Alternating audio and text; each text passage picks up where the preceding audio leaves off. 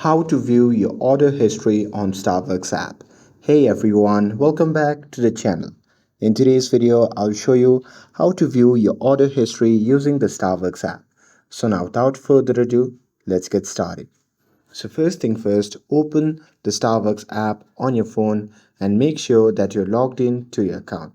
And now here, once you're inside the app, just tap on the orders tab or you can go to the account section depending on your app version. And here you will see a list of your most recent orders including drinks, food items and the pickup location. So here you can tap on any past order to view the full details or tap order again to quickly reorder your favorite. You can also tap the heart icon to add that order to your favorites for even quicker access next time, and that's it. That's how it is easy to view your Starbucks order history and reorder your go-to drink in seconds. With this, if you found this video helpful, then don't forget to like, share, and subscribe to get updated for more videos. Thanks for watching, and I'll see you in the next video.